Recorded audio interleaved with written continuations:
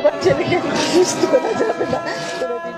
আমার বাড়ি মাঠের লড়াইয়ে জয় পরাজয় থাকে, কিন্তু আজ যেন পুরো দেশ এক বিষণ্ণ হারের বেদনায় স্তব্ধ। রাজনীতি সীমানা পেরিয়ে দেশের ক্রীড়াঙ্গনের প্রতিটি কোণে হাহাকার।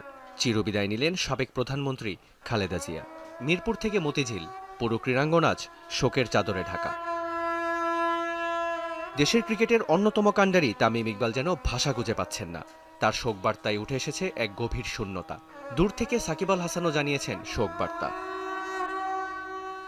ফুটবলের সবুজ গালিচায় যার হাত ধরে বাংলাদেশ অসংখ্য জয়ের গল্প লিখেছে, সেই সাবেক অধিনায়ক আমিনুল হক যেন ভাষা হারিয়ে ফেলেছেন।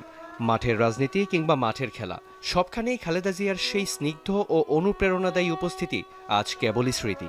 বাফুফে সভাপতি তাবিদ আওয়াল আবেগ আপ্লুত কণ্ঠে স্মরণ করেন তার অবদানকে। তার মতে ক্রীড়াঙ্গনের উন্নয়নে তিনি যে মশাল জ্বালিয়েছিলেন, তার প্রস্থান সেখানে তৈরি করল এক বিশাল অন্ধকার।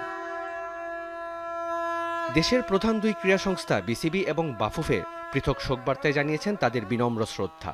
বিসিবি বলছে এটি কেবল একজন রাজনীতিবিদের বিদায় নয়, বরং বাংলাদেশের ক্রীড়া সংস্কৃতির এক অকৃত্রিম শুভাকাঙ্ক্ষীর প্রস্থান। বাফুফের চোখে দেশের অপূরণীয় এক ক্ষতি। এই শোকের দিনে থেমে গেছে ব্যাটে বলের লড়াই। শ্রদ্ধা জানিয়ে স্থগিত করা হয়েছে বিপিএলের মঙ্গলবারের সব ম্যাচ। একই পথে হেঁটেছে বাফুফেও, গড়াচ্ছে না কোনো ফুটবল ম্যাচও। গ্যালারির গর্জন আজ থমকে গেছে শোকের গাম্ভীর্যে।